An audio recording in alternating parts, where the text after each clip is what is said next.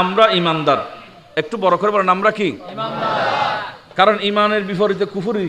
ইমানদার না হলে তাহলে এটা কি? বেঈমান। তো আমরা কি বেঈমান হতে চাই নাকি ইমানওয়ালা হতে চাই? বেঈমান তো জান্নাত হতে চাইতো না, জাহান্নামও যাইব, আর ইমানদার জান্নাতি। তো এখানে একটা কথা, হ্যাঁ আমরা গুনাহগার। আমরা কি? আমাদের গুনাহ আছে, কিন্তু আমরা ঈমান রাখি। তো আল্লাহ ঈমানের বদৌলতে আমাদেরকে জান্নাত নসিব করুক। আর একটু বড় করে বলেন না। প্যারা হাজিরিন, আমার আল্লাহ ঈমানদারকে ডাক দিলেন, ইয়া আইয়ুহাল্লাযীনা আমানু, আই ঈমান ওয়ালো। রব্বুল আলামিন কোরআনে কারীমের আয়াতের ভিতর ঈমানদারকে ডাক দিলেন, এ ঈমানদার, তোমাদের জন্য আল্লাহর পক্ষ থেকে নির্দেশ, ইজা নুদিয়া লিস-সালাতি মিন ইয়াউমিল জুমাতি, ইজা নুদিয়া লিস-সালাত, যখন নামাজের জন্য ডাক দেবে, অর্থাৎ নামাজের জন্য আজান দেবে। এখানে নদিয়ার একত্র আহ্বান হলো, কিন্তু এখানে অর্থ হবে আজান। কারণ নামাজ ডাকিটা কি? বড় করে হলো নামাজের ডাকিবে কি? রাসূল করিম রউফুর রহিম সাল্লাল্লাহু আলাইহি ওয়াসাল্লামের হাদিস তো পর আগে কোরআনে কারীম শুনেন। আল্লাহ বলেন, ইজা নুদিয়া লিস-সালাত, যখন নামাজের জন্য আপনাকে ডাক দেবে। বলো না কিসের জন্য ডাকবে? এটা কোরআনে আল্লাহর কথা। যখন আপনাকে ডাক দেবে মি ইয়াউমিল জুমাতি, জুমার দিন। একটু বলেন না কোন দিন? জুমার দিন যখন নামাজের জন্য ডাকবে। এখানে 5 ওয়াক্ত নামাজের আমি কথা বলছি, আজকে জুমার কথা বলতেছি।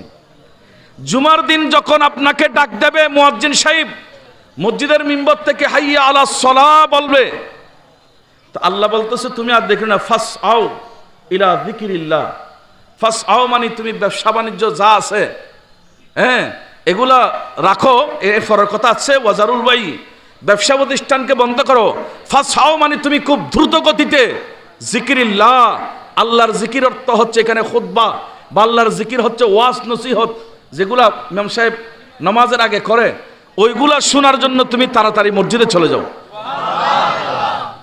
তাহলে জুমার আজান দিলে ব্যবসা চলবে নাকি মসজিদে যাব? বড় করে বলেন না। কে বলতেছে? আল্লাহ। আল্লাহ বলতে, আল্লাহ বললেন এটা ঈমানদারদের জন্য নির্দেশ আল্লাহর। আল্লাহ বলতেছে, ঈমানদার, যখন জুমার দিন তোমরা আজান শুনবে, জুমার ডাক যখন তোমাদের কানে চলে আসবে, ফাসআও, তোমরা দৌড় দাও, যিকিরিল্লাহ ইলা যিকিরিল্লাহ, আল্লাহর জিকিরের দিকে, ওয়াজারুল বাই, তোমাদের ব্যবসাকে বন্ধ করে দাও, তোমাদের কাজ কারবারকে বন্ধ করে দাও। সমস্ত কাজ বন্ধ, এখন একটা কাজ, এটা হচ্ছে আল্লাহর ইবাদত। কথা কি বুঝাতে পারছি? তাহলে আজান দিলে শুক্রবারে কোথায় যেতে হবে? এই হুকুমের ভর বলে যালিকা খায়রুল লাকুম, এটা তোমাদের জন্য বেশি লাভ, বেশি কল্যাণ রয়েছে এখানে। যদি ইন কুনতুম তা'লামুন, যদি তোমরা জানো, যদি তোমরা বুঝো, যারা জ্ঞান আকলদার তাদের জন্য, যাদের বুঝশক্তি আছে তাদের জন্য এই সংবাদ হচ্ছে, এটা মসজিদে যাওয়া এটা তোমাদের জন্য বেশি লাভ। বড় করে বলুন না সুবহানাল্লাহ। তাহলে মূল পয়েন্ট আমরা এখান থেকে বের করলাম, জুমার দিন মসজিদে যেতে বললেন। একটু বলেন কোথায় যেতে বলছে? এখন এই কথার উপর, এই আয়াতের ব্যাখ্যার উপর সহিহ ইবনে মাজার একটা হাদিসে পাক শুনাই, কথাটা আরো ক্লিয়ার হবে। আপনারা মূল কিতাব তো পাবেনই, যদি কেউ গুগল ইউজ করেন, মোবাইল ইউজ করলে গুগলের মধ্যে চার্জ দিলেও পাবেন। সহিহ ইবনে মাজাহ হাদিস নম্বর 1084 নম্বর হাদিস। এই হাদিস কানা আপনার ইবনে মাজাহ কিতাবের মধ্যে টাইটেল ক্লাস, মাস্টার্স ক্লাসের মধ্যে পড়ানো হয় আলিয়া মাদ্রাসায়। আবার আমাদের দেশে যে কওমি মাদ্রাসা আছে সেখানে দাওরায়ে হাদিসের মধ্যে পড়ানো হয়। অর্থাৎ সব প্রকারের মাদ্রাসায় মাস্টার্স ক্লাসে এই হাদিসের কিতাবটা পড়ানো হয়। সেখানে 1084 নম্বর হাদিস এটা নোট হয়েছে। দেখেন, আল্লাহ বললেন জুমার দিন মসজিদে যাও। একটু বলেন না কোথায় যাও? আল্লাহ জিকির শোনার জন্য, খুতবা শোনার জন্য, নামাজ পড়ার জন্য যাও। কেন যাব? তো এই ব্যাপারে অনেক লম্বা হাদিস। মূল ফন্ড হচ্ছে এটা, আমার নবীর সাহাবী হযরত আবি লুবাবাতা ইবনে আব্দুল মুনজির রাদিয়াল্লাহু তাআলা আনহু হাদিস বানাতলেন, ক্বালান নবী সাল্লাল্লাহু আলাইহি ওয়াসাল্লাম, উনি রাসূল করিম সাল্লাল্লাহু আলাইহি ওয়াসাল্লাম ইরশাদ করেছেন, ইন্না ইয়াউমাল জুমাতি সাইয়্যিদুল আইয়াম। আমার নবী বলেন, বান্দা, আল্লাহ যে তোমাদেরকে 7টা দিন দিয়েছে এক সপ্তাহের মধ্যে, ওই 7টা দিন এগুলার ভিতর আমার আল্লাহ আবার একটা দিনকে শ্রেষ্ঠ করেছে। আর একটু বড় করে বলো না। যেমন একটা স্কুলের মধ্যে 5 জন মাস্টার থাকলে সেখানে একজন থাকে হেডমাস্টার, আছে না? আছে না? একটা কলেজের মধ্যে একাধিকজন প্রফেসর থাকলে সেখানে একজন থাকে প্রিন্সিপাল। একটা মসজিদের মধ্যে অনেকগুলা মুসল্লি থাকলে সেখানে একজন থাকে ইমাম, আছে না? সর্দারের মহল্লার মধ্যে, সমাজের মধ্যে অনেকগুলো মানুষ থাকলে সেখানে একজন সর্দার থাকে কিংবা সভাপতি থাকে, প্রধান থাকে। আজকে মাহফিলেরও প্রধান আছে না? এই যে প্রত্যেক জায়গায় একজন প্রধানের প্রয়োজন হয়। আমার নবীর উম্মত শুনো, 7টা দিনের ভিতর আল্লাহ একটা দিনকে তোমাদের জন্য প্রদান করেছে, বাকি 6 দিনের রাজা বানায় দিয়েছে। হুজুর, ওই দিনটা কোনটা? আমার নবী বলেন, ওই দিনের নাম হলো ইয়াউমুল জুমা। ওই দিনের নাম হলো জুমার দিন, তথা আমাদের ভাষায় বলি শুক্রবার। বড় করে বলুন সুবহানাল্লাহ। তাহলে জুমার দিন সপ্তাহের মধ্যে শ্রেষ্ঠ দিন। একটু কথা বলি না, জুমার দিন সপ্তাহের মধ্যে কি শ্রেষ্ঠ দিন? আজকে জুমা এটা কি জিনিস? এটার সাথে মিলাদুন নবীর কি সম্পর্ক? যারা জুমা মানবে, জুমা পড়বে, তারা অবশ্যই মিলাদুন নবীকে মানতে হবে। কারণ জুমা জুমা বনেছে এটা মিলাদুন নবীর উসিলায়। হাদিস আমি আনতেছি, একটার পর একটা আসবে। এগুলো আমি এমন হাদিস বলতেছি যেগুলো সর্বজন স্বীকৃত, সবাই মানবে, সবার বুঝে আসবে। তাহলে সৈয়দুল আইয়াম এটা জুমার দিন। এবং আমার নবী বলেন, ওয়া আযামুহা ইনদাল্লাহ, আল্লাহর নিকট জুমার দিনের সম্মান বেশি। বলো না কোন দিনের? শনিবার, রবিবার, সোম, মঙ্গল, বুধ, বৃহস্পতি, অন্যান্য দিনগুলোর মধ্যে জুমার দিনের সম্মান অনন্য, অদ্বিতীয়, অসাধারণ। এটা আল্লাহর কাছে বেশি সম্মানী। কেমন সম্মান? আমার নবী ব্যাখ্যা করতে গিয়ে, ওটার বর্ণনা করতে গিয়ে এক পর্যায়ে নবীজি বললেন, ওহুয়া আযমু ইনদাল্লাহি, এটা আল্লাহর কাছে আজম, সম্মানী। এমন সম্মান মিয়াউমিল আদাহা ওয়া ইয়াউমিল ফিতরি, ঈদুল ফিতর এবং ঈদুল আদাহা, কোরবানের ঈদ এবং রমজানের ঈদ, এই দুটোটা ঈদ থেকে জুমার দিন আল্লাহর কাছে আরো শ্রেষ্ঠ। কথা ক্লিয়ার? একটু ভালোভাবে বুঝেন।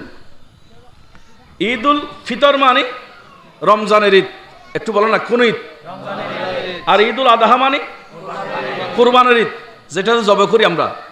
এখন রাসূল বলতেছে জুমার দিনটা এত শ্রেষ্ঠ আল্লাহর কাছে, এটা ঈদুল ফিতর এবং ঈদুল আদাহা, কুরবানের ঈদ এবং রমজানের ঈদ, দুটোটা থেকে আল্লাহ জুমার ঈদকে, জুমার দিনকে আরো শ্রেষ্ঠ করে বানিয়েছেন। কেন? এখানে অনেক ব্যাখ্যা রাখেন। আমরা যারা এসেছি আমাদের জন্য রাসূল একটা সুসংবাদ দিয়েছেন। আমার নবী বললেন, উম্মত শুনো, আল জুমাতু হজ্জুল মাসাকিন অফির রাওয়ায়াতি আল জুমাতু হজ্জুল ফুকারা। আমার নবী বললেন, উম্মত, যে ব্যক্তি জুমার দিন পেয়েছে, জুমার নামাজ আদায় করার সৌভাগ্য অর্জন করেছে, আল্লাহর ঘর মসজিদ পর্যন্ত পৌঁছতে পেরেছে, ওই ব্যক্তি, ওই গরিব মানুষের জন্য সুসংবাদ হলো, সেই জুমা পড়ে এমন সওয়াব পেয়েছে।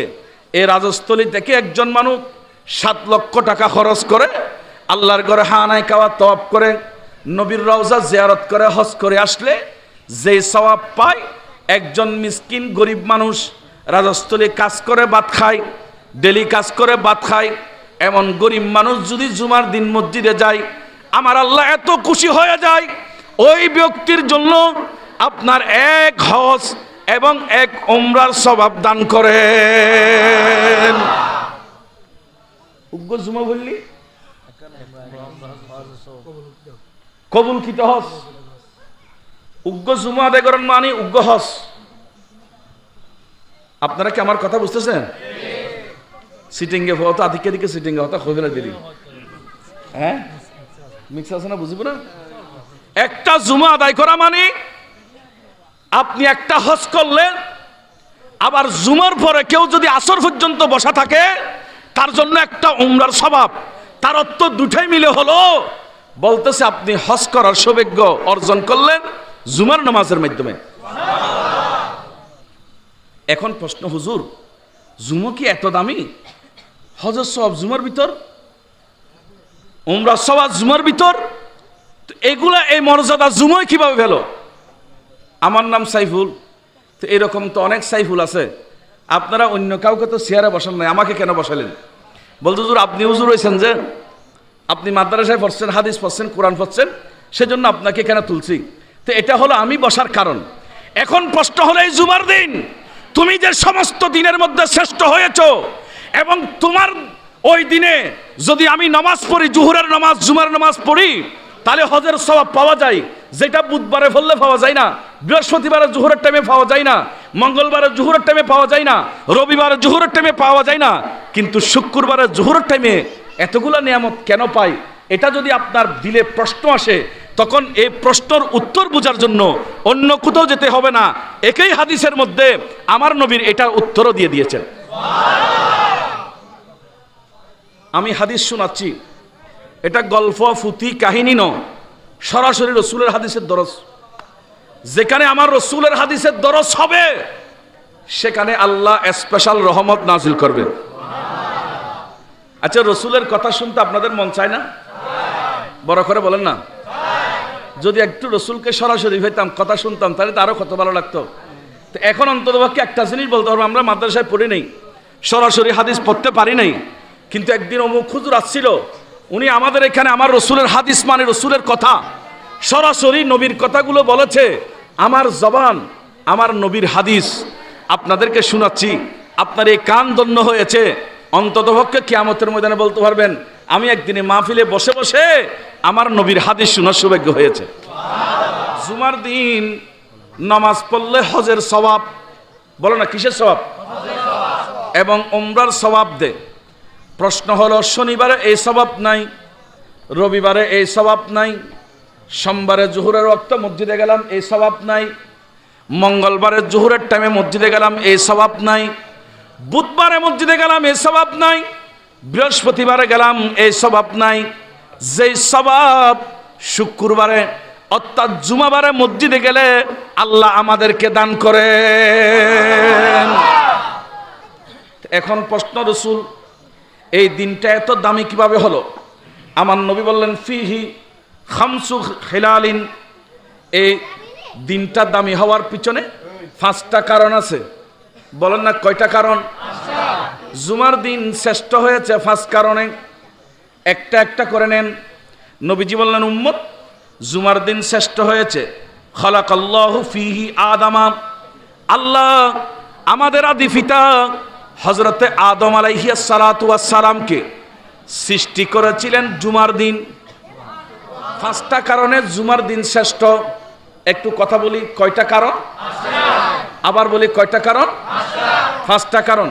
1 নম্বর, নবীজি বলেন খালাকাল্লাহু ফিহি আদামা, আদম আলাইহিস সালামকে সৃষ্টি করেছে জুমার দিন।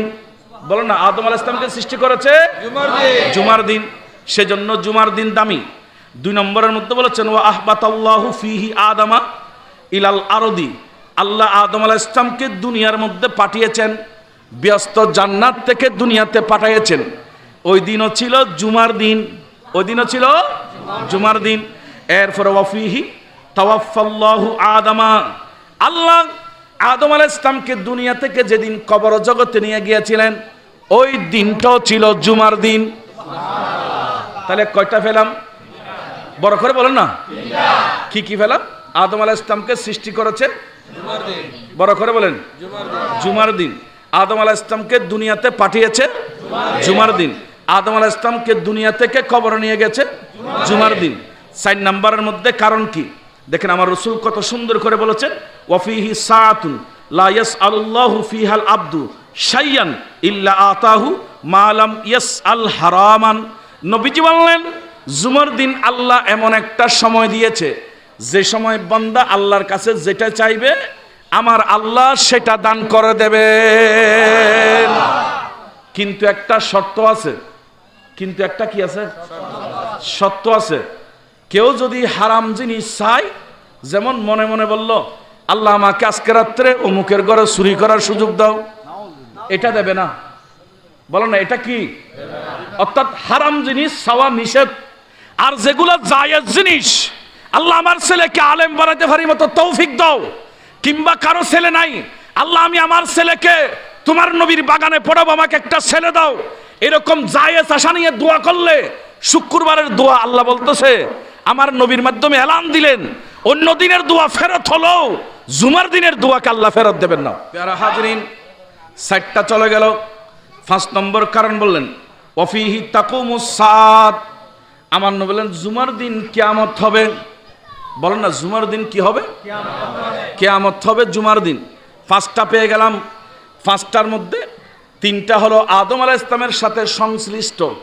একটা আদম আলাইহিস সালামকে সৃষ্টি করেছেন, আদম আলাইহিস সালামকে দুনিয়াতে পাঠিয়েছেন, আদম আলাইহিস সালামকে দুনিয়া থেকে নিয়েছেন। এরপরে বললেন আরেকটা হলো জুমার দিন একটা সময় আছে দোয়া কবুল হয়, এবং জুমার দিন কিয়ামত হবে। নবীজি বললেন এই 5 কারণে জুমার দিন অন্য দিনের মধ্যে শ্রেষ্ঠ দিন। অন্য দিনের মধ্যে কি দিন? শ্রেষ্ঠ দিন। এটার উপর আরো অনেক হাদিস আছে। এবার আর একটা হাদিসে নিয়ে যায় এটা বোঝার জন্য। আচ্ছা, এখানে আরেকটু কথা আছে, দেখেন। আমার নবী বলেন উম্মত শুনো, মামিন মালাকিন মুকাররাবিন। মালাকুন মুকাররাবিন মানে মালাকে মুকাররব, ওদেরকে বলা হয় যারা আল্লাহর নৈকট্যপ্রাপ্ত ফেরেশতারা।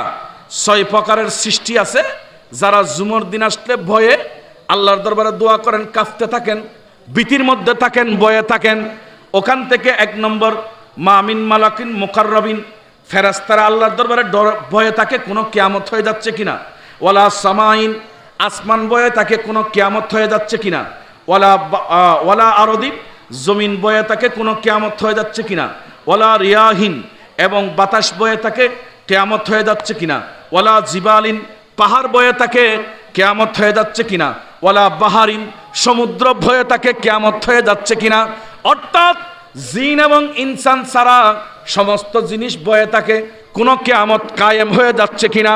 আমার নবী বললেন উম্মত ওই দিনটা তো গুরুত্বপূর্ণ, তোমরা যদি মসজিদে ঢুকো অন্ততপক্ষে ইমাম সাহেবের সাথে নামাজ পড়ার পর আসরের নামাজ পর্যন্ত মসজিদে থাকো। লাভ কি হবে? তোমরা যদি সেখানে বসে বসে দোয়া করো তাহলে তোমার আমলনামার মধ্যে 1 হজ এবং 1 উমরার সওয়াব দান করা হবে। আরেকটা নিয়ামত হলো জুমার দিন দোয়া করলে ফেরত নাই। বলো না দোয়া করলে কি নেই? তো হুজুর এই দোয়াটা কখন, এটা কিভাবে করতে হয়? এই হাদিসের ব্যাখ্যায় আরো অনেকগুলো হাদিস আছে, আমি এখানে কয়েকটা হাদিস মাত্র নোট নিয়েছি। দেখেন রসুলে পাকের সাহাবী এই হাদিসটা বর্ণনা করেছেন। কখন দোয়াটা কবুল হয়? বলেন দোয়া কবুল হওয়ার একটা সময় হলো জুমার পর আসরের নামাজের আগ পর্যন্ত, এই সময়টা হলো দোয়া কবুল হওয়ার সময়। সুবহানাল্লাহ না বলবেন? ইয়া কেমন মানুষ থাকে না মসজিদে? এটা না থাকে, না থাকে। আসরের আগ পর্যন্ত কি আমরা মসজিদে থাকি? আমরা তো এখন মডেল মুসল্লি হয়ে গেছি। আরে ইমামে গজ্জালি ইহয়া উলুমউদ্দিনের মধ্যে লিখেছেন তৎসময় আমার নবীর সাহাবারা মসজিদে নববীতে জুমা পড়তে যেতেন, হাতের মধ্যে আগুন নিয়ে যেতেন যাওয়ার সময়। কেন? বলছে অন্ধকার ছিল, ওরা রাত্রে উঠে তাহাজ্জুদ পড়ে ফজরের নামাজ পড়ে জুমার জন্য রওনা হতেন, তখনও রাস্তায় অন্ধকার ছিল, ওরা লাইট নিয়ে জুমা মসজিদে গিয়েছে। আর এখন আমরা দেখে থাকি ইমাম সাহেব কখন খুতবা শেষ হয়েছে। আমরা কি রসুলের আদর্শে আছি? তো কিভাবে আমরা রসুলকে পাবো, কিভাবে আমরা আল্লাহকে রাজি করব? এবং সাহাবাই কেরাম সূর্য না ডুবা পর্যন্ত মসজিদে বসে থাকতেন, কিংবা আসর পর্যন্ত মসজিদে থাকতেন। দোয়া কখন কবুল হয় ওই সময়ের ব্যাপারে আপনার অনেকগুলা কথা আছে। এখানে আর একটা কথা আছে, আবি বুরাদাতা ইবনে আবি মুসা আশআরী রাদিয়াল্লাহু তাআলা আনহু قال قال রাসূলুল্লাহ সাল্লাল্লাহু আলাইহি ওয়াসাল্লাম, উনি বলেন قال আব্দুল্লাহ ইবনে ওমর রাদিয়াল্লাহু তাআলা আনহুমা আমাকে প্রশ্ন করলেন, আসামিতা আবাকা ইউহাদ্দিসু আন রাসূলিল্লাহি সাল্লাল্লাহু আলাইহি ওয়াসাল্লাম ফি শানি সাতিল জুমাতি। উনি বললেন আমাকে, আব্দুল্লাহ ইবনে ওমর বললেন, রসুল কি তোমাকে কোনোদিন বলেছে কোন টাইমের মধ্যে দোয়া কবুল হয় জুমার দিন? ওই টাইমটা কখন তুমি কি জানো? তিনি বললেন, আমি রসুলের ক্বালা কুলতু নাম সামিতুহু, আমি এই কথাটা অন্য কোনো ব্যক্তি ন, সরাসরি আমাদের নবীর জবান থেকে শুনেছি। বলছে কি শুনেছো? তাহলে আমাদের একটু শুনান তো, কোন টাইমে দোয়া কবুল হয়। দেখেন হাদিসে পাক, সহিহ মুসলিম শরীফ 853 নম্বর হাদিস, আবু দাউদ শরীফ 1049 নম্বর হাদিস, দুই সহিহ কিতাবের মধ্যে এই হাদিসটা এসেছে এবং এই হাদিসকে ওনারা নিজেরাই বলেছেন হাদিসে সহিহ। বড় করে বলুন সুবহানাল্লাহ। কখন দোয়া কবুল হয়? বললেন দোয়া কবুল হওয়ার সময় ইয়াকুল সামিতু রাসূলুল্লাহ সাল্লাল্লাহু আলাইহি ওয়াসাল্লাম, আমি রসুলের কাছ থেকে শুনেছি ইয়াকুলু, নবীজি বলেন হিয়া মা বাইনা আন ইয়াজলিসাল ইমামু ইলা আন তুখদাস সালাতা। ইমাম যখন ইয়াজলিসাল ইমাম যখন মিম্বরে বসে, কখন বলেন না, ইমাম যখন মিম্বরে বসে, বড় করে বলেন ইমাম যখন কোথায় বসে? মিম্বরে। খুতবাতে যে মিম্বর একটা আছে না, তিনটা কলা, আপনাদের তালুক দরবারে নাই মনে হয়? আছে তো। ওই মিম্বরের মধ্যে ইমাম যখন বসে যায়, এখন ঠিক আছে, ইমাম যখন মিম্বরের উপর বসে যায় আর দেরি হয় না। আমার নবী বলেন উম্মত, ইমাম যখন মিম্বরের উপর বসবে, ওই বসা থেকে শুরু করে যতক্ষণ নামাজ শেষ হবে না ততক্ষণ পর্যন্ত যে ব্যক্তি মনে মনে যে দোয়া করবে, আমার আল্লাহ খালি হাতে ফেরত দেবে না। দোয়া করার সাথে সাথে আমার আল্লাহ তার দোয়াকে কবুল করে নেবেন। তাহলে দোয়া করতে দেরি, কবুল হতে আর দেরি হয় না। কিন্তু সময়টা কখন বলছিলাম? এই যুবকেরা তোমরা বলো না, ইমাম যখন মিম্বরে বসে সেই সময় থেকে নামাজ শেষ হওয়া পর্যন্ত, এটাকে দোয়া কবুল হওয়ার সময় বলেছেন।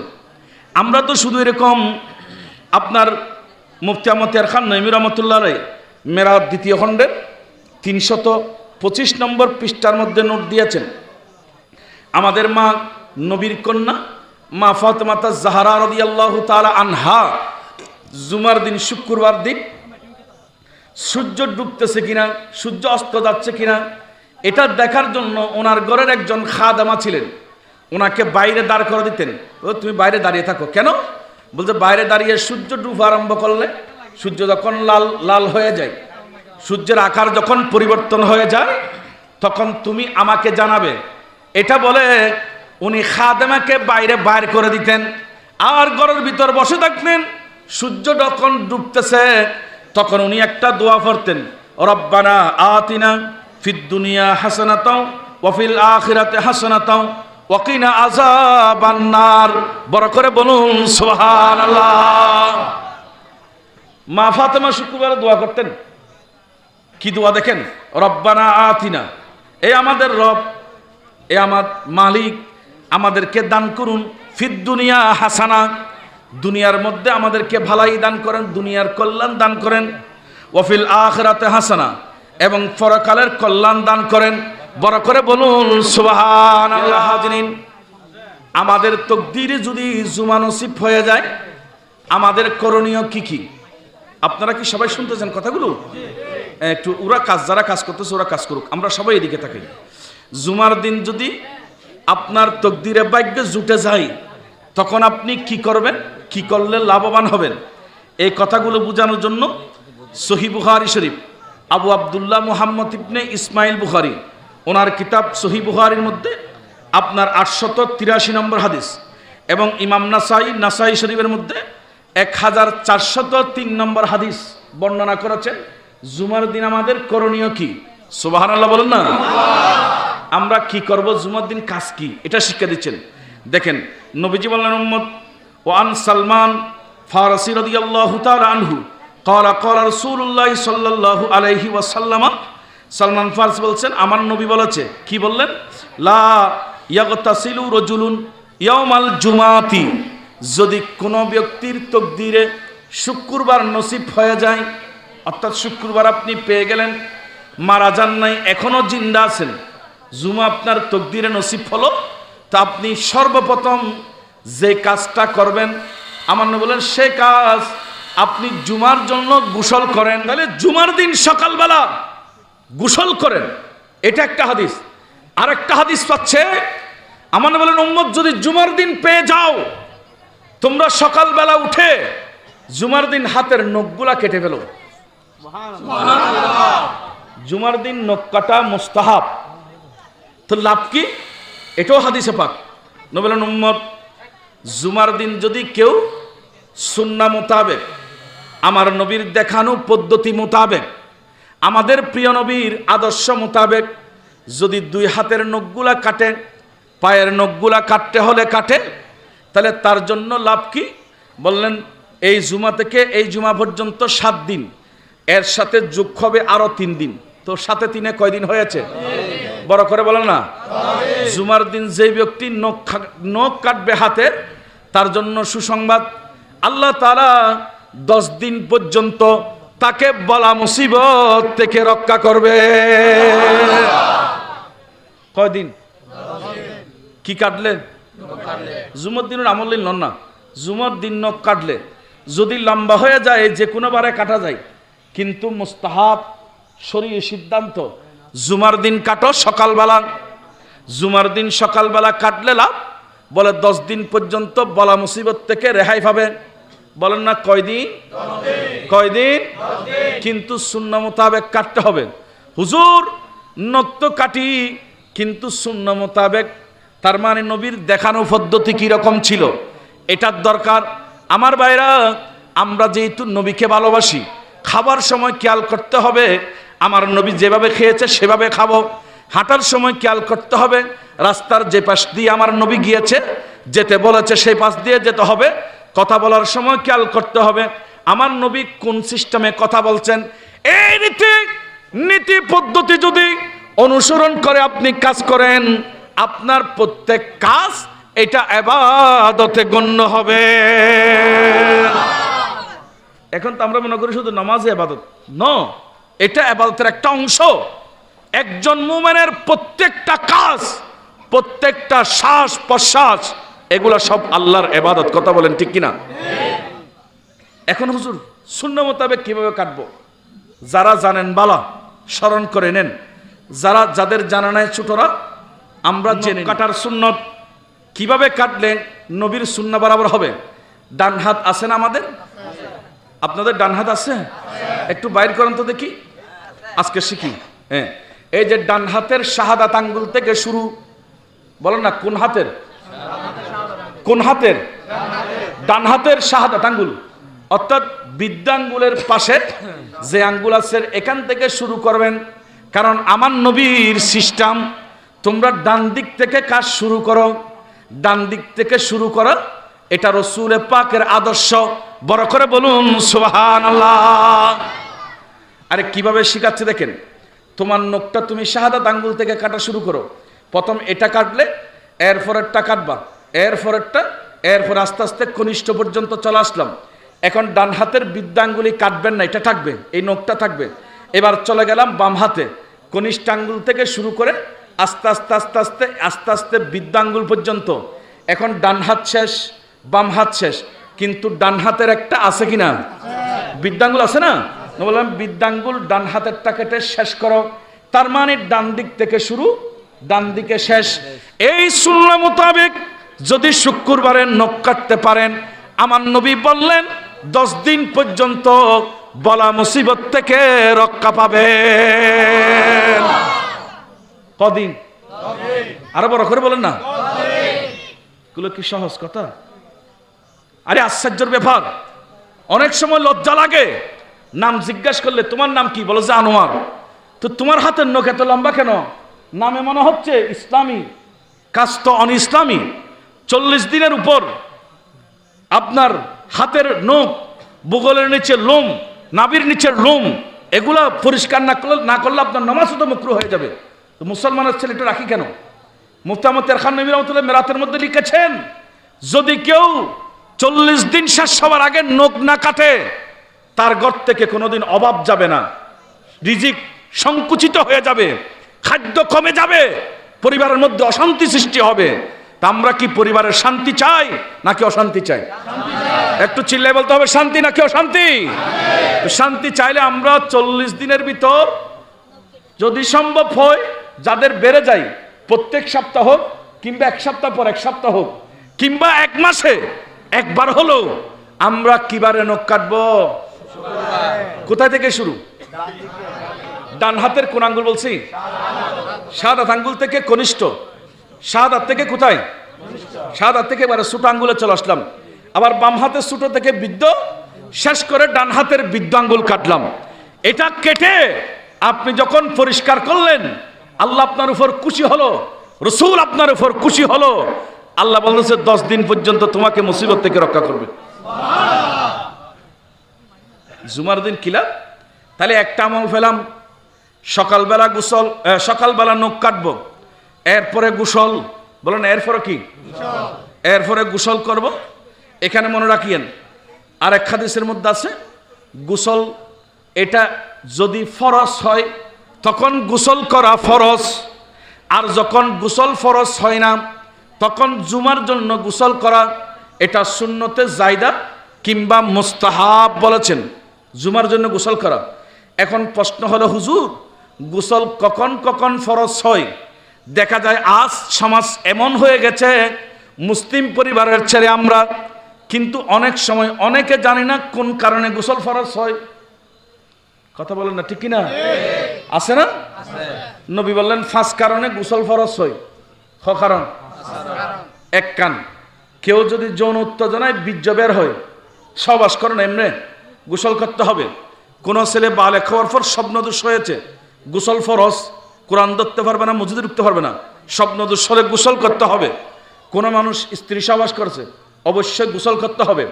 এরপর কোন মহিলা মাসিক ঋতুস্রাব হয়েছে, পিরিয়ড হয়েছে, কিংবা কোন মহিলার আপনার বাচ্চা জন্ম নিয়েছে, নেফাস হয়েছে, এই 5টা কারণ যদি পাওয়া যায় তাহলে তার উপর গোসল ফরজ।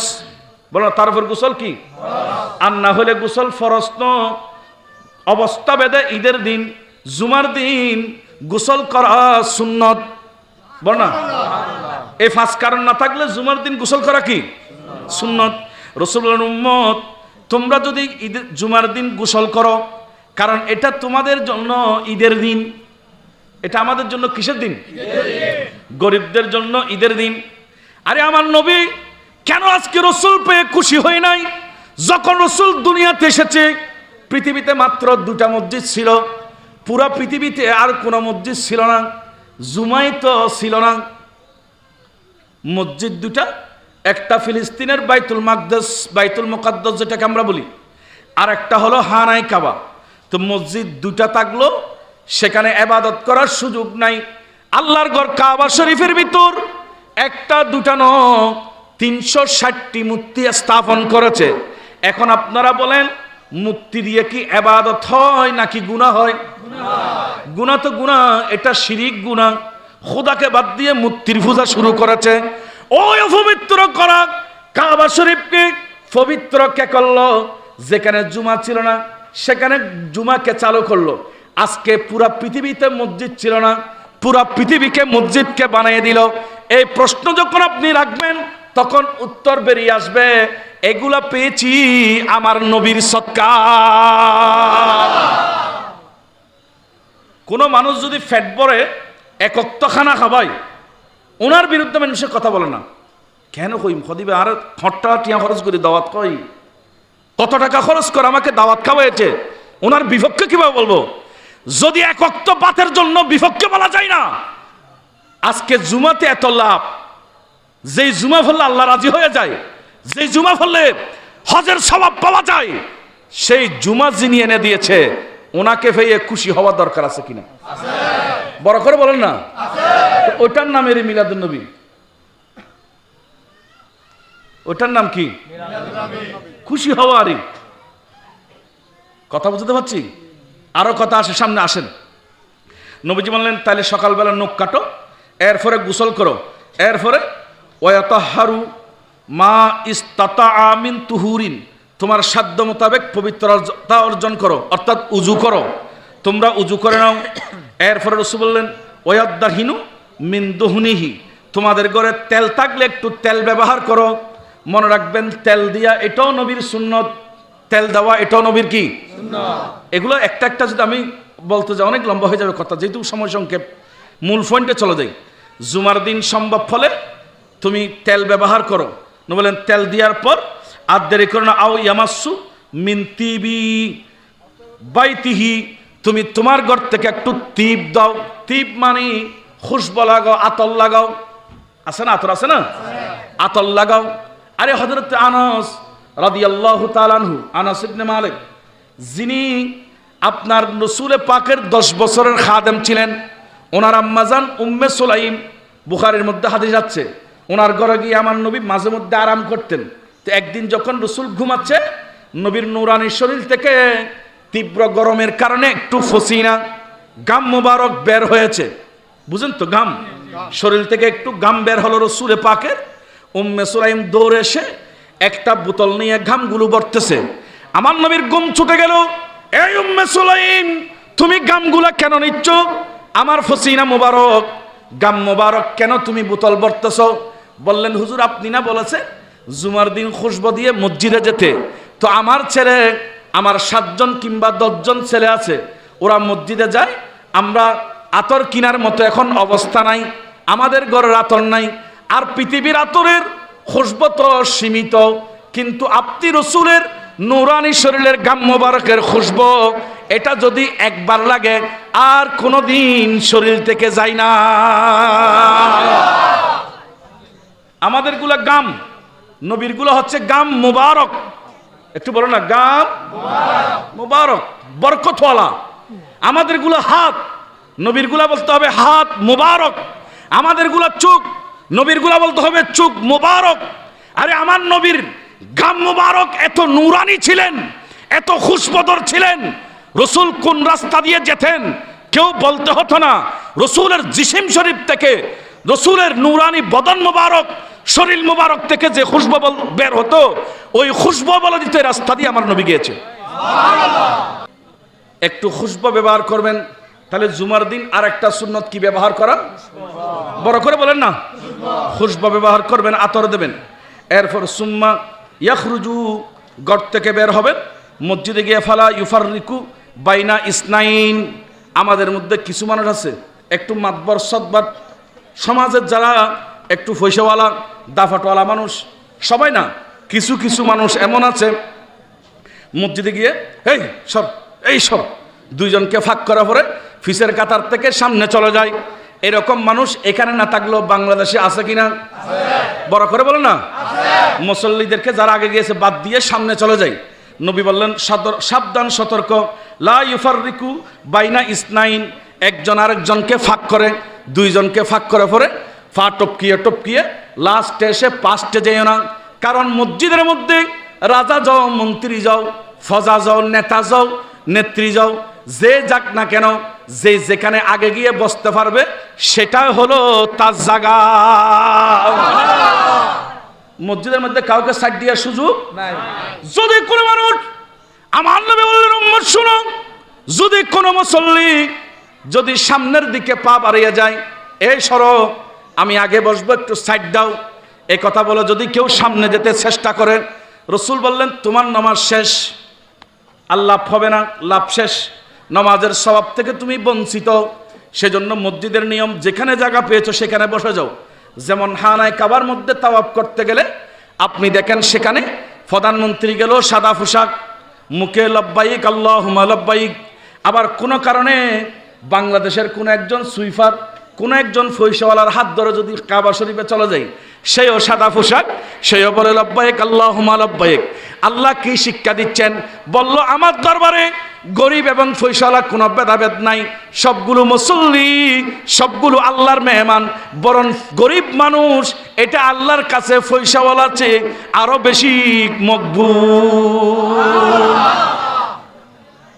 তাহলে 2 জনকে বাক করে লাস্টে গিয়ে ফার্স্টে বসা যাবে না, শরীয়তের মধ্যে মানা। লাস্টে গিয়ে ফার্স্টে বসা যাবে না, এটা শরীয়তে মানা। এরপর রাসূল বলেন, সুম্মা ইউসাল্লি মা কুতিবা লাহু, তোমার জন্য যা নামাজ রয়েছে এগুলো যথাযথভাবে পড়তে হবে। জুমার দিন অনেক মুসল্লি আছে মাত্র 2 রাকাত পরে চলা আছে। এরকম মুসল্লি আমাদের এই এলাকায় তো মনে হয় নাই। 2 রাকাত পরে চলা আসে এরকম মুসল্লি আছে নাকি? না না না, আপনারা এমন বলতেছেন, হয়তো আপনি না দেখে মতো উপরে ফেলছে জেরি। না না না, ঠিক আছে, 2 রাকাত পরে আসবেন না। জুমার জন্য কবলাল জুমা আছে, বাদাল জুমা আছে, ওয়াক্ত সুন্নাত আছে। আমরা ছোটবেলায় দেখেছি একজন মানুষ জুমার দিন কমপক্ষে 18 রাকাত নামাজ পড়তেন এবং 2 রাকাত খুতবার মধ্যে সওয়াব পেতেন। 20 রাকাত নামাজের সওয়াব তকদিরে নসিব হতো। জুমার দিন আপনি মসজিদে ঢুকে তাহিয়াতুল উযু, দুখুলিল মসজিদ, 2 রাকাত তাহিয়াতুল উযু পড়লেন, 2 রাকাত দুখুলিল মসজিদ পড়লেন, 4 রাকাত কবলাল জুমা পড়লেন। এবার চুপচাপ করে বসে থাকেন, খুতবা শুনেন, বয়ান শুনেন, শেষ করে ইমাম সাহেবের সাথে 2 রাকাত ফরজ পড়েন। এরপর আবার 4 রাকাত বাদাল জুমা পড়েন, 2 রাকাত ওয়াক্ত সুন্নত পড়েন, 2 রাকাত নফল পড়েন, শুকরিয়া আদায় করেন। এইভাবে যদি পরিপূর্ণ নামাজ পড়ে আপনি বের হতে পারেন, আমার নবী বলেন তোমার নামাজ পরিপূর্ণ হয়েছে। এবং আরেকটা কাজ করতে হবে, সুম্মা ইউনসিতু ইজা তাকাল্লামাল ইমাম। ইমাম যখন খুতবা দিতে দাঁড়াবে, ইমাম যখন খুতবা দেবে, তোমার কাজ হচ্ছে ইউনসিতু, চুপচাপ নীরব নিস্তব্ধ বসে থাকতে হবে। কেউ কোনো শব্দ করা যাবে না। মন দিয়ে যদি ইমামের খুতবা শুনতে পারো, এই 7টা কাজ যে ব্যক্তি করবে, রাসূল বলেন ইল্লা গুফিরা লাহু মা বাইনাহু ওয়া বাইনাল জুমাতিল উখরা। এই জুমা থেকে ওই জুমা পর্যন্ত 7 দিন পর্যন্ত তোমার যতগুলা গুনাহ হয়েছে, আল্লাহ জুমা থেকে বের হওয়ার আগে 7 দিনের সমস্ত গুনাহকে মাফ করে দেবে। কদিনের গুনাহ? নামাজ একদিন পরে 7 দিন মাফ থাকলি, তার মানে আর 5 দিন না হইতাম, কই দিন আর 7 দিন 6 দিন না ফুরবেন না। এগুলার আলাদা মর্যাদা আছে। এটা জুমার একটা ফজিলত বলতেছি। আল্লাহ বুঝার তৌফিক দান করুক। আপনাদের কি কষ্ট হচ্ছে নাকি? তাহলে আমরা জুমার দিনের 7টা সুন্নত পেলাম। বলেন কয়টা? 7টা। এখানে একটা আসতো নখ কাটা, গোসল করা, আতর দিয়া। পাইছেন না আপনারা এগুলা? জুমার দিন গোসল করতে হবে, আতর দিতে হবে, সাধ্য অনুযায়ী আর কি, যার যা আছে। 7 জনে আতর দিলেন এবং এরপরে 2 জনকে ফাঁক করে আমরা বসবো না, নির্দিষ্ট নামাজ শেষ করে আসব। যা নামাজ আল্লাহ এবং রাসূল শিক্ষা দিয়েছে ওই নামাজগুলো যথাযথ পরে আসবেন। আপনার জন্য সুসংবাদ, আমার নবী বললেন উম্মত গুফিরা লাহু মা বাইনা ওয়া বাইনাল জুমাতিল উখরা। 2 জুমার মাঝখানে ওই 7 দিন কিংবা 6 দিনের যত গুনাহ আছে, সমস্ত গুনাহগুলোকে আমার আল্লাহ মাফ করে দেবে। আরেকটা হাদিস শুনাই, এরপর আমার মূল আশাটা আমি বলে দেবো কি বলতে চাই চাতক্ষণ। দেখেন জুমার দিন আমরা যারা মসজিদে যাই তাদের জন্য লাভ কি? সহিহ বুখারী শরীফ 881 নম্বর হাদিস, সহিহ মুসলিম শরীফ 550 নম্বর হাদিস। রাসূল বললেন, সাইয়েদনা আবু হুরায়রা হাদিস বর্ণনা করলেন, মানিক তাসালা ইয়াউমাল জুমাতি গোসলাল জানাবাতি। কারো কোনো ব্যক্তির উপর গোসল ফরজ হলে জানাবাতের গোসল সেরে, মানে ফরজ গোসল সেরে, আমি আগে বলেছি কথার সংক্ষেপ তাড়াতাড়ি নেন, ফরজ গোসল সেরে এরপরে সুম্মা রাহা ফি সাতিল উলা, সবার আগে যদি আপনি মসজিদে ঢুকতে পারে তাহলে ফাকা আন্নামা কাররাবা বাদানাতান। আপনার জন্য লাভ কি জানেন? লাভ হচ্ছে একটা উট যদি আপনি কোরবানি দেন, আল্লাহর জন্য একটা উট কোরবানি দিলে যে স্বভাব, ওই জুমার আগে জুমার দিন সবার আগে মসজিদে ঢুকলে একটা উট কোরবানি দেওয়ার স্বভাব আপনার আমল নামায় লিখে দেবে। কি কোরবানি? এই পিছনের বাইরে বলেন না, কি কোরবানি? উট কোরবানি দেওয়ার সব। তো এটা বাংলাদেশের তারা উঠো পাইতেন না, কিনে জরায়ের মানুষের খাওয়া বললে সুযোগ কিনে নেই। ব্যাগুন সবার কি তৌফিক আছে এরকম? তা আমরা তো পারবো না। রাসূল বলছে উম্মত গরিব মানুষ মন ছোট করিও না, জুমার দিন তাড়াতাড়ি চলে যাও, তাহলে তুমি উট কোরবানি করে মানুষকে খাওয়ালে যে স্বভাব, ওই স্বভাব তোমার তাকদীরে নসিব হয়ে যাবে। আমার নবী বলেন উম্মত শুনো, এরপরে যে ব্যক্তি দ্বিতীয় যাবে, ওমান রাহা ফিস সাতিস সানিয়া, দ্বিতীয়বারের মধ্যে যারা ঢুকবে তাদের জন্য ফাকা আন্নামা কাররাবা বাকারাতান, একটা গাবি জবে করে। গাবি বুঝেন তো? এখানে তো আছে, এগুলো বেশি না। একটা গাবি জবে করে কোরবানি দিলে যে স্বভাব হয়, একটা গাবি দান করে দিলে যে স্বভাব হয়, ওই স্বভাব আপনার তকদিরে আল্লাহ লিপিবদ্ধ করে দেবেন। দ্বিতীয়, এখন কারা কখন যাবেন মসজিদে আজকে বাক করে নেন। এরপর রাসূল শুনো, তোমাদের মধ্যে যারা তৃতীয়তে যায়, ওমান রাহাফিস সাতি সালিসা, 3 নম্বরের মধ্যে মসজিদে ঢুকবে, ফাকা আন্নামা কাররাবা কাবশাতান আকরানা, আমার নবী বললেন 3 নম্বরের মধ্যে যদি তুমি ঢুকো তাহলে তার জন্য সওয়াব হচ্ছে কাবশাতান মানে বেড়া, কাবশা মানে বেড়া, এটা বেড়ার হুকুম ছাগল হতে পারে, দুম্বা হতে পারে, হ্যাঁ। বেড়া মানে এটা এমন বেড়া যে বেড়ার শিং উঠেছে, আকরানা মানে শিং, যে বেড়ার থেকে শিং আছে ওরকম শিংওয়ালা একটা বয়স্ক বেড়া কোরবানি দিলে যে সওয়াব, নবী বললেন 3 নম্বরে মসজিদে ঢুকতে পারলে তোমাকে বেড়া কোরবানির সওয়াব দান করবে। এখন আসেন 4 নম্বরের মধ্যে যদি কেউ যায়, ওমান রাহাফিস সাতির রাবিয়া ফাকা আন্নামা কাররাবা দাজাজাতান, নবী বললেন তার জন্য দাজাজ, দাজাজ মানে মুরগি আছে না, মুরগি আছে না, একটা মুরগি দান করলে যে সওয়াব, 4 নম্বরে গেলে তার জন্য সেই সওয়াব। এরপরে রাসূলুল্লাহ শুনো, ওমান রাহাফিস সাতিল খামেসা, যদি 5 নম্বরের মধ্যে ঢুকতে পারো, ফাকা আন্নামা কাররাবা বাইদাতান, একটা ডিম দান করলে যে সওয়াব, তাহলে তুমি সেই সওয়াব পাবে। আর যদি তুমি এই কাজ করো, যদি তুমি 5 নম্বরের মধ্যে ঢুকতে না পারো, তাহলে তোমার জন্য কি দেখেন, ফাইজা খারাজাল ইমামু, ইমাম যখন বের হয়ে যায়, এখানে বের হওয়া মানে ইমাম যখন মিম্বরের উপর উঠে যায় খুতবা দেওয়ার জন্য, হাদারাতিল মালাইকাতু, ফেরেশতাগণ তাড়াতাড়ি ইমামের সামনে বসে যায় এবং ইয়াস্তামিউনা যিকরা, মন দিয়ে খুতবা শুনে। এর আগ পর্যন্ত ফেরেশতারা একটা হাজিরা খাতা নিয়ে বসে থাকে, কে কে আসছে তাদের নামগুলো লিপিবদ্ধ করে। যখন ইমাম সাহেব চলে যায় খুতবা দিতে, ইমাম সাহেব যখন ওয়াজ করতে চলে যায়, মিম্বরের মধ্যে দাঁড়িয়ে যায়, তখন শুধু আপনারা আমরা মানুষেরা ওয়াজ না শুনলেও ও ইমাম সাহেবের ওয়াজ শোনার জন্য আমার আল্লাহ আসমান থেকে অসংখ্য ফেরেশতা পাঠাই দেন। এখন যারা খুতবা শেষ হওয়ার সময় মসজিদে দেরি করে ঢুকে, তাদের নাম কি হাজিরা খাতায় উঠলো? বড় করে বলেন না।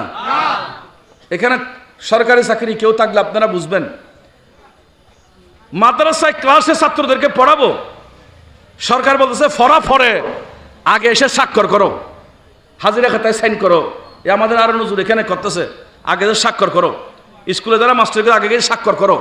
তো আপনি জুমাতে গেলেন, আপনার স্বাক্ষর, আপনার নাম তো বালাম খাতায় উঠে নাই, দস্তখত খাতায় আপনার নাম উঠে নাই, যেহেতু আপনি দেরি করে গেছেন। তো সেজন্য আমার রাসূল বললেন, ফেরেশতারা ওই দফতর বাঁধার আগে তুমি তাড়াতাড়ি মসজিদে ঢুকে যাও, তোমার নাম লিপিবদ্ধ করো, এবং ফেরেশতারা নীরব নিস্তব্ধ হয়ে খুতবা শ্রবণ করে, আর তোমরা খুতবার টাইমে কথা বলো, এটা হবে না। তোমরা নীরব নিস্তব্ধ হয়ে খুতবা শুনো, ওই খুতবার মাধ্যমে আল্লাহ তোমার জীবনের গুনাহকে মাফ করে দেবে। কথা বুঝতে পারছি? ওয়াজ শেষ, মূল পয়েন্ট যে শিক্ষা আমি বের করতে চেয়েছিলাম, এটা হলো জুমার দিন শ্রেষ্ঠ। কয় কারণে বলেছিলাম? ওই ওয়াজ বলি কি, কয়টা কারণ? 5 কারণে। আদম আলাইহিস সালামকে সৃষ্টি করেছে জুমার দিন, বলেন না। আদম আলাইহিস সালামকে সৃষ্টি করেছে, আদম আলাইহিস সালামকে দুনিয়াতে পাঠিয়েছে, আদম আলাইহিস সালামকে দুনিয়া থেকে নিয়ে গিয়েছেন। দোয়া কবুল হওয়ার সময় কিয়ামত হবে, 2টা রাখলো, 3টা আদম আলাইহিস সালামের সাথে। এখন আপনারা বলেন, আদম নবীর নবীও হচ্ছে আমাদের নবী। এটা আদম আলাইহিস সালামের জন্মদিন যদি ঈদ হয়, এটা তো সহিহ হাদিস বলতেছে, আমি বলতেছি না। ইবনে মাজা 1084 নম্বর হাদিস, আদম আলাইহিস সালামের জন্মদিন জুমার দিন, এটা ঈদ হলো। আদম আলাইহিস সালাম ব্যস্ত থেকে দুনিয়াতে এসেছে জুমার দিন, এটা ঈদ হলো। আদম আলাইহিস সালাম দুনিয়া থেকে কবরে গিয়ে ইন্তেকাল করেছেন জুমার দিন, এটা যদি ঈদ হয়, আদম আলাইহিস সালামের নবী তো আমাদের নবী, তো 12 রবিউল আউয়াল আমাদের নবী আসলে ঈদ হবে? বলেন না, হবে। কারণ আদম আলাইহিস সালামেরটা যদি ঈদ হয়, আমাদেরটা হবে না কেন? কারণ আমাদের নবী তো আদম আলাইহিস সালামের নবী।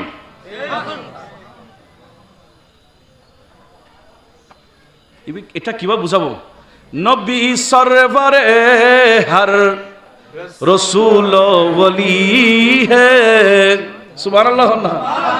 আর নবী সরওয়ারে হর, আমার সরওয়ার মানে বাদশাহ, নবী সরওয়ারে হর রসুল বলি হে, আমার নবী তো সমস্ত নবী রসুল এবং ওলিদের সর্দার। নবী সরওয়ারে হর রসুল বলি হে, নবী রাজদারে মা আল্লাহ লি হে, সুবহানাল্লাহ বলেন। এটা অনেক কথা আলা হযরত অনেকগুলো বলেছেন। শেষ, আজকে আমরা একটা জিনিস শিখে নেব, জুমার দিন শ্রেষ্ঠ হয়েছে আদম আলাইহিস সালামের সৃষ্টির কারণে, এতটুকু সীমাবদ্ধ নয়। শেখ মুহাক্কিক দেহলভী লিখতেছেন, আমার নবীর পূর্বপুরুষ হযরত কাব ইবনে লুয়াই রাদিয়াল্লাহু তাআলা আনহু রাসূল আসার আরো অনেক দিন আগে সমস্ত মক্কার মানুষকে এক জায়গায় করে একটা দিন প্রত্যেক দিন আলোচনা করতেন, যেই দিনের নাম তখন ছিল আরবা। ওই দিনটা তখন বলতেন আরবা। আর রসুলের জন্মদিন নিয়ে আলোচনার করার কারণে সমস্ত মানুষ যখন মক্কা শরীফে জমায়েত হয়, রসুলের পূর্বপুরুষ ওই জমায়েতের দিনের নাম রাখলেন জুমার দিন। তার মানে রসুলের জন্মের কারণে আমরা জন্ম বলি না, যেহেতু জন্ম শুভ হয় অশুভ হয়, আমরা বলি শুভ আগমন। এটার মধ্যে আদব বলো যে এটা কেন বললেন, এটা কোরআন শরীফের দলিল। ওয়াত আজিরুহু ওয়াত আকিরুহু, রসুলের শানে তেমন শব্দ চয়ন করো যেটার মধ্যে সবচাইতে বেশি আদব আছে। তো জন্মর চেয়ে শুভ আগমন, জন্ম শুভ হতে পারে অশুভ হতে পারে, শুভ আগমন এটা শুভই থাকবে, অশুভ হবে না। সেই জন্য রসুলের শুভ আগমন বুঝার জন্য বলছি, রসুলের জন্ম এটা হয়েছে আমাদের কল্যাণের জন্য। কাব ইবনে লুয়াই রসুল পাকের মিলাদুন নবীর আলোচনা করে এই দিনের নাম দিয়েছেন জুমার দিন। আজকে আমরা সেই জন্য রসুলের জুমা পেয়েছি। এখন একটা প্রশ্ন, মিলাদুন নবী বুঝতাম হুজুর, এটা করলাম। কোরআন শরীফ সূরা আল ইমরান 81 নম্বর আয়াত, ওয়াইদ আখাযাল্লাহু মিসাকান নাবিয়্যিনা লামা আতাইতুকুম মিন কিতাবিন ওয়া হিকমা সুম্মা জাআকুম রাসূলুম মুসাদ্দিকুল লিমা মাআকুম লাতুমিনুন্না বিহি ওয়া লা তানসুরুন্নাহু। এই আয়াতটি কমপ্লিট মিলাদুন নবীর ঘোষণা করে দিয়েছেন। সুবহানাল্লাহ। সূরা ইউনূস 11 নম্বর পারা, আপনার সেখানে যদি 58 নম্বর আয়াত দেখেন, কুল বিফাদলিল্লাহি ওয়া বিরহমাতিহি ফাবিযালিকা ফালইফরাহু হুয়া খায়রুম মিম্মা ইয়াজমাউন। এই আয়াতটা মিলাদুন নবীর উপর নাযিল হয়েছে। সুবহানাল্লাহ। এখানে ফালইফরাহু ব্যাখ্যা অনেক করা যায়, আমি শুধু একটা কথা বলি। ফালইফরাহু, আল্লাহ বলছে রাসূল তাদেরকে বলেন আল্লাহর রহমত পেয়ে, ফজল পেয়ে, অনুগ্রহ পেয়ে যাতে ফালইফরাহু মানে খুশি হয়। এখানে চাইলে আল্লাহ বলছেন ফালইয়াবুদু, তারা যাতে বেশি করে ইবাদত করে। ফালিয়ুনফিকু, তারা যারা দান করতে পারে। ফালিয়াসুমু, তারা যাতে রোজা রাখতে পারে। এই কথা বলে নাই আল্লাহ। ফালিয়াফরাহু, খুশি হও, নবী ভাইয়া খুশি হও। তা আমরা যে খুশি হচ্ছি নিজ থেকে না আল্লাহর হুকুম? বড় করে বলেন না। এখন আসছে জুলুস র্যালি। আমি একটা কথা বলি ভাইরা, কারো সাথে বাড়াবাড়ি করবেন না। যদি কেউ না মানে না করে, ওনার জায়গায় উনি থাক, জবাব তো একদিন দিতে হবে। তো ওনার জবাব উনি দেব, আমার জবাব আমি দেব, আমরা করি। কথা বলেন না, ঠিক কিনা? বাড়াবাড়ি করবেন দরকার নাই তো। আপনি আপনার কাজ করতে থাকেন, দেখেন হয়তো একদিন ওনার দিলের মধ্যে যদি আমার আল্লাহ রসুলের মোহাব্বত দান করে, আরেকদিন আজকে বিরোধিতা করেছে, আরেকদিন এরা আপনার পিছনে পিছনে উনিও জুলুস করবেন। এরকম হতে পারে তো। এটার একটা দলিল নেন, তারপর ওয়াজ শেষ। যেহেতু আমাদের হারুন সাহেব লিখে দিয়েছেন, আমার নবী যখন মক্কা থেকে মদিনাতুত তৈয়্যিবা যাচ্ছেন, আল বিদায়া ওয়ান নিহায়া খুলেন, সেখানে পাবেন সর্বজন স্বীকৃত কিতাব। মদিনার নারী পুরুষ ছোট বড় সবাই রসুলকে দেখে খুশি হয়ে ওরা বলতেছে তাল্লা আল বাদুরু আলাইনা। সুবহানাল্লাহ বলেন না। মিন সানিয়াতিল বিদা ওয়াজাবাশ শুকরু আলাইনা মা দাআ লিল্লাহিদা। রসুলকে পেয়ে ওরা মিছিল শুরু করে দিয়েছে। সাহাবীরা রসুলের পাককে পেয়ে মদিনার মানুষ মিছিল শুরু করে, মিছিল করতেছে নারী পুরুষ, এবং বলছে যা মুহাম্মাদুন যা রাসূলুল্লাহ, বলতেছে আমাদের কাছে মুহাম্মদ এসেছে সাল্লাল্লাহু আলাইহি সাল্লাম এবং আল্লাহর রসুল এসেছে। এখানে মদিনার মানুষ ওরা বড় ব্রেনি ছিলেন। ওরা বলেছেন তালা আল বাদুরু আলাইনা, এই বদর শব্দের অর্থ হচ্ছে পূর্ণিমার চাঁদ। সাদের 3টা নাম আছে, একটু বলেন কয়টা নাম? 3টা। সাদ প্রথম 3 দিন পর্যন্ত নতুন সানকে বলা হয় হেলাল, 3 দিনের পর থেকে 12 তারিখ পর্যন্ত চাঁদকে বলা হয় কমর, আবার 13, 14, 15 চাঁদকে বলা হয় বদর, 3 দিনের চাঁদকে। এর পরের অংশকে বলা হয় আবার আপনার কমর। তাহলে এখানে মদিনার সেই ছোটরা ওরা বলতেছে তালা আল বদরু আলাইনা, কিন্তু তারা যদি বলতো তালা আল হেলালু আলাইনা, বাক্য শুদ্ধ। তারা যদি বলতেন তালা আল কমরু আলাইনা, বাক্য শুদ্ধ। কিন্তু তারা বলেছেন তালা আল বদরু আলাইনা। এটা কেন বললেন? বলছে হেলাল যে চাঁদ এটা চাঁদ আলো দেয় কিছুক্ষণ, আর কমর যে চাঁদ এটা মাসের 15 দিন অর্ধাংশে, প্রথম অর্ধাংশে আলো দেয়, দ্বিতীয় অংশের মধ্যে অন্ধকার থাকে। আবার দ্বিতীয় অংশে যখন চলে যায় তখন প্রথম অংশ অন্ধকার থাকে, দ্বিতীয় অংশ আলোকিত থাকে। আর আমার রসুল এটা তো অর্ধেক আলো দেয় আর অর্ধেক অন্ধকার রাখে, এরকম না। রসুল পুরা পৃথিবীকে আলোকিত করেছেন, সেজন্য ওরা বলেছেন পূর্ণিমার চাঁদ রাতের শুরু থেকে শেষ পর্যন্ত আলো দেয়। সেজন্য আমরা বলতেছি তালাল বদরু আলাইনা। আমাদের কাছে এমন নবী এসেছে যেটা পূর্ণিমার চাঁদের মতো পুরা পৃথিবীকে আলোকিত করে দেবে। আল্লাহু আকবার, ইয়া রাসূলুল্লাহ, জিন্দাবাদ। তাহলে মদিনাবাসী আনসারী সাহাবীরা যদি জুলুস করতে পারে, আমরা করলে কি গুনাহ মনে হয় আপনার? আমি এটাই বিশ্বাস রাখি, অন্ততপক্ষে কেউ না করলে না করুক, সমস্যা নাই। কিন্তু গুনাহ আছে, কোন কোরআনে কোন একটা আয়াত দেখাইতে পারবে না, কোন একটা হাদিসও দেখাইতে পারবে না। কিয়ামত পর্যন্ত যদি চেষ্টা করে, একটা আয়াত নাই যেখানে জুলুস করলে গুনাহ হবে, একটা হাদিসও নাই যেখানে জুলুস করলে গুনাহ হবে। এবং সাহাবীরাও করেছেন, এটার উপর আরো অনেক দলিল আছে। আল্লাহ পাক আমাদেরকে এগুলা করার তৌফিক দান করুন। তবে হ্যাঁ, মিলাদুন নবীকে কেন্দ্র করে অন্ততপক্ষে গুনাহ হচ্ছে না, এটা ঠিক আছে। হচ্ছে যেমন আজকে মিলাদ হচ্ছে, এখানে কি সকাল থেকে এই পর্যন্ত কোনো গুনার কাজ হয়েছে? এখানে ছেলেদেরকে কোরআন প্রতিযোগিতা হয়েছে, নাচ প্রতিযোগিতা হয়েছে, আজান প্রতিযোগিতা হয়েছে। এগুলো কাজ কি ভালো নাকি খারাপ? তো আপনারা ভালো কাজ সহযোগিতা করবেন। আল্লাহ পাক আমাদেরকে সহযোগিতা করার তৌফিক দান করুন। আমরা সবাই মুসলমান, কেউ কাউকে আঘাত করবেন না। আমার ভাইরা, আমরা একজন অপরজনের শুভাকাঙ্ক্ষী, মহব্বতকারী, সবাই মিলেমিশে থাকবেন, শান্তিতে থাকবেন। দেখবেন এই এলাকায়, এই গলিতে, এই ফারাতে, এই রাজস্থলীর মধ্যে আল্লাহ রহমত নাজিল করবে যদি মিলেমিশে থাকেন। আর অশান্তি করলে, বিশৃঙ্খলা করলে, একজন অপরজনকে গালি দিলে দেখবেন আল্লাহ নারাজ হয়ে যাবে, রসুল নারাজ হয়ে যাবে। কারণ আমাদের কাছ থেকে শিখবে কি? আমাদের কাছ থেকে শিখার অনেক কিছু আছে। এইগুলা শিখতে হলে আমার রসুলের আদর্শ ছাড়া বিকল্প কোনো পথ নাই।